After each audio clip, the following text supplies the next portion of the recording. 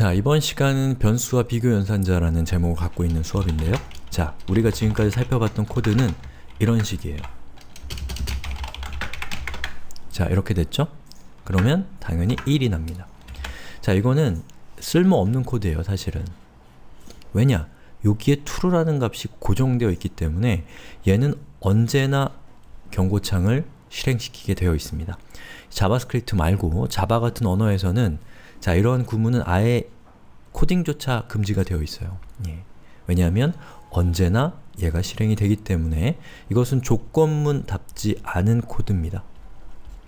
다만 if 안쪽에 불린이 들어간다는 것을 설명드리기 위해서 또 true냐 false냐에 따라서 어떠한 결과가 실행되느냐에 따라를 설명드리기 위해서 만든 코드일 뿐이지 실용적인 코드는 아니었습니다.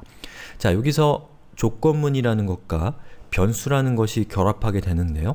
자, 이렇게 됩니다. 자, a는 1이라고 하면 if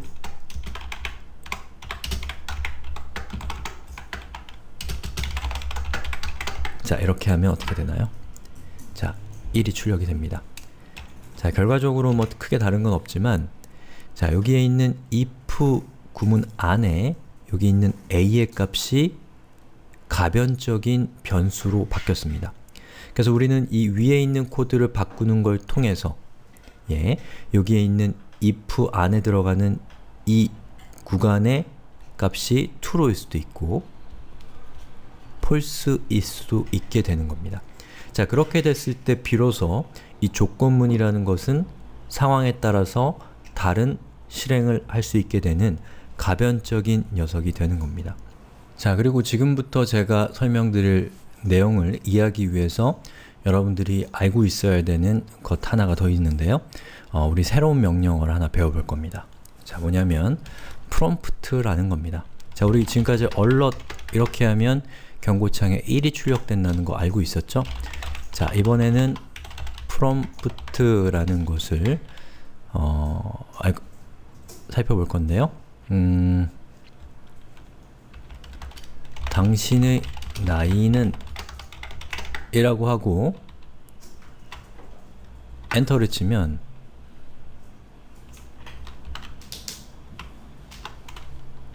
자, 이렇게 되죠. 당신의 나이는 오타가 있었어요.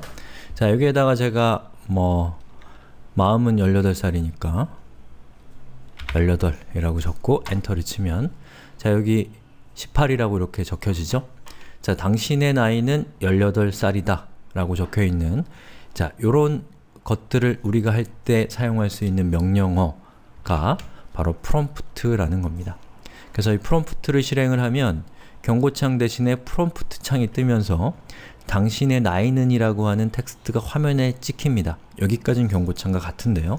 우리가 어떠한 값을 사용자로부터 받을 수 있는 그러한 기능을 갖고 있는 거예요. 다시 한번 볼까요? 자, 당신의 나이는 이라고 하고 제가 20이라고 적게 되면 여기에 입력창이 있어서 사용자로부터 어떠한 정보를 받아낼 수 있는 기능을 갖고 있는 것이 prompt입니다. 여기서 취소를 누르면 아무 일도 안 일어나고요. 확인을 누르면 이 prompt라고 하는 명령의 결과로 사용자가 입력한 값이 이렇게 오게 될 거예요. 자, 확인 눌러보면 20이 됩니다. 자, 그러면 지금 봤던 이 prompt라고 하는 이 부품과 우리가 지금까지 숱하게 살펴봤던 alert이라고 하는 부품을 조합해 보겠습니다. 자, 우선 alert이 있고요. 여기에다가 다시 prompt를 넣는 거예요. 그리고 당신의 나이는 이라고 하면 어떻게 될까요? 자, 엔터를 치면 우선 alert 안쪽에 있는 자, prompt 이 부분이 먼저 실행이 돼서 그 결과가 이렇게 나온 거예요. 자, 제가 여기다가 20이라고 하고 확인을 누르면 물론 저는 20살이 아닙니다. 예. 그러면 여기 있는 이 부분이 숫자 20으로 바뀌고요.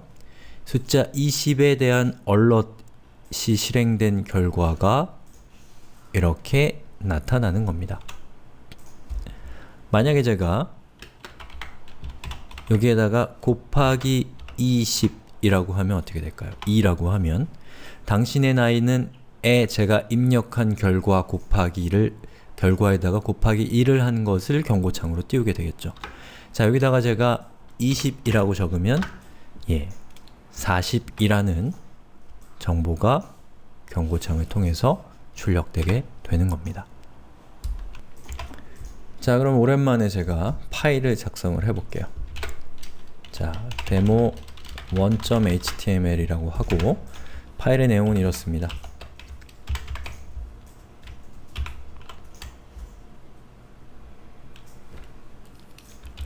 자, 지금까지 우리 배운 거 전부 다 여기 들어있습니다. 새로운 거 하나도 없습니다. 자, 프롬프트 아이디를 입력해 주세요 라고 하면 사용자의 정보를 받을 수 있는 프롬프트 창이 뜨죠. 그리고 거기다가 어떠한 숫자를 입력하면 또는 어떠한 값을 입력하면 그 결과가 대입연산자에 의해서 id라는 변수에 담기게 됩니다. 제가 만약에 숫자 20을 입력했다고 하면 id에는 숫자 20이 되는 거죠. 자, 그 다음에 if 조건문이 나왔는데요. id의 값과 egoing이라고 하는 문자가 같다면 id가 일치합니다 라는 텍스트가 출력되고 같지 않다면 일치하지 않습니다 라는 텍스트가 출력됩니다. 그럼 한번 실행을 시켜볼게요. 자, 보시는 것처럼 id를 입력해 주세요 라는 코드가 출력됐어요. 자, 이것은 이 프롬프트가 실행된 결과가 바로 얘죠. 자, 여기에다가 제가 어떤 값을 입력하면 그 입력한 값은 대입연산자에 의해서 id 값이 됩니다. 자, 여기다가 제가 egoing이라고 입력합니다. 그리고 확인. 자, 그러면 어떻게 되나요? 여기 있는 값이 egoing이기 때문에 egoing과 egoing이 일치하니까 id가 일치한다고 나오죠. 자, 제가 만약에 입력한 값이 egoing이 아니라 다른 값이라고 한다면 자, 여기 있는 이 코드, 자, 코드가 사라졌네요. 자, 여기에 만약에 제가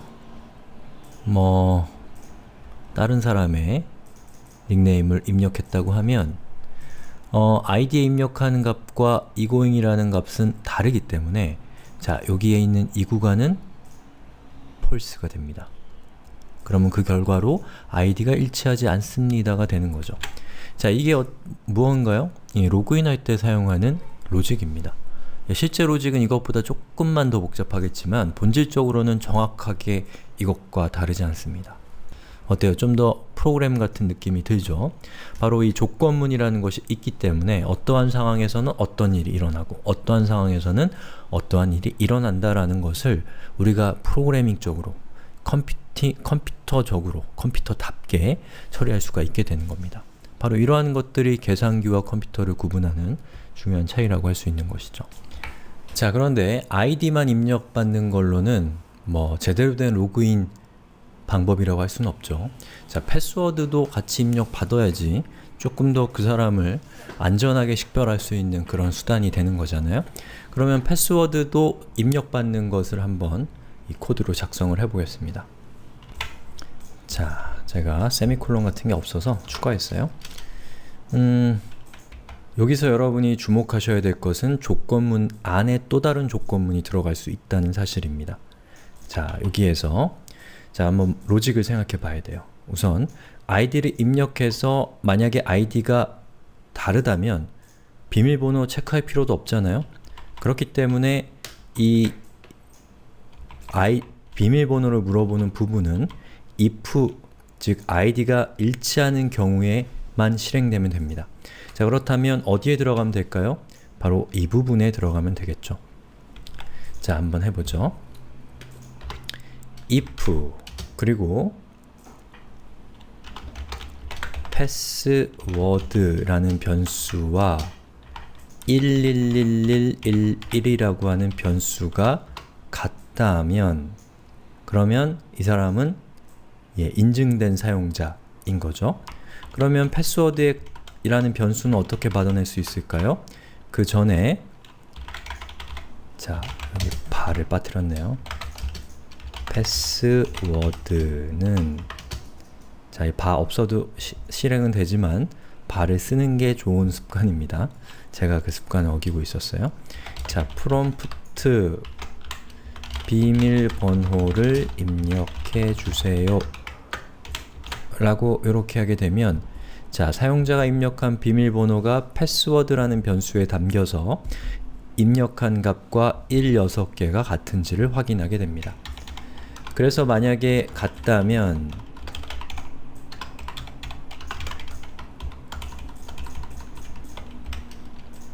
로그인 했습니다 라고 경고창을 띄우는 것이고요. 그렇지 않다 하면, 즉 비밀번호가 다르다면 경고창으로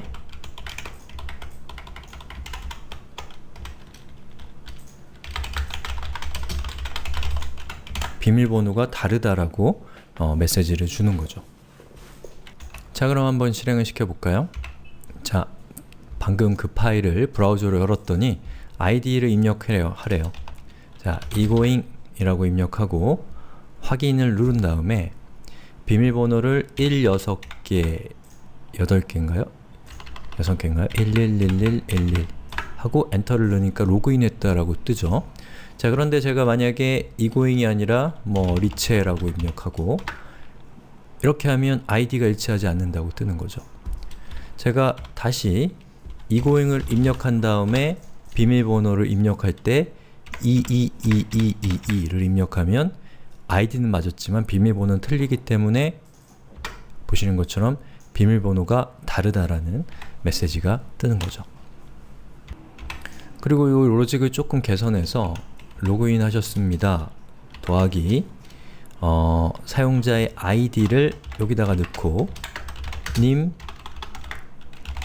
반갑습니다 라고 하면 조금 더 친절한 프로그램이 되겠죠. 자, egoing 엔터, 확인 비밀번호 111111 확인을 하면 로그인 하셨습니다. egoing님 반갑습니다 라는 웰컴 메시지가 뜨는 거죠.